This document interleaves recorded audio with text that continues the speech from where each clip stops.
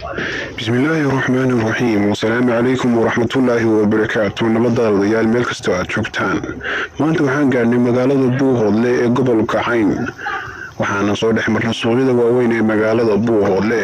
Magaalada Buuhoodle ayaa saad ku arkaysan fiidiyowgan waa magaalo aad u qurux badan, waana meelihii aan kasoo bilownay halgankii dheeraa ee xukuumadda Soomaaliya. Haddaba waxaan idin siin doonaa xog badan oo ku saabsan gobolka Cayn.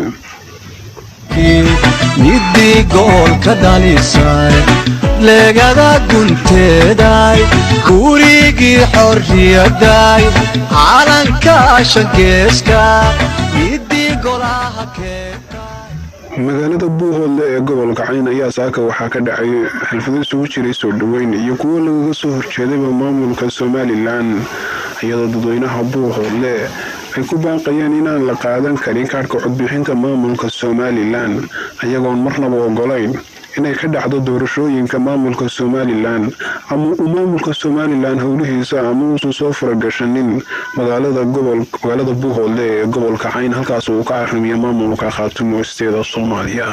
dadweynaha ku nool ayagoo ku dhawaaqaya hadallo ay ku cadeynayeen ama ku cabirayeen dareenkooda. haddaba waa kuwan dadka qaar ka mid ah dadweynihii gobolka Buuhoodle.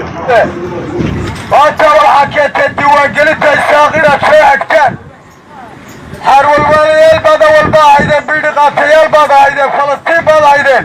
xaggaad degi doontaan markaad diiwaangelinta Somaliland iyo isaaq keentaan magaalada gobolka Cayn? walle soo geli maayaan. shacabka Buuhoodle u digtoonaada, u diyaargarooba dagaal.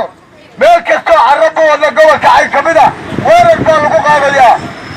ilaa hore fadhi daawadayaal waxaa intaa noogu eeg wixii xog aan idinka haynay magaalada Buuhoodle iyo gobolka Cayn. waxaan idinla socodsiinayay barnaamijkan anigoo ah Saciid Nuur Ciise Saciid Jubo. intaanu kulankiisa ku kulmi doono nabadgelo.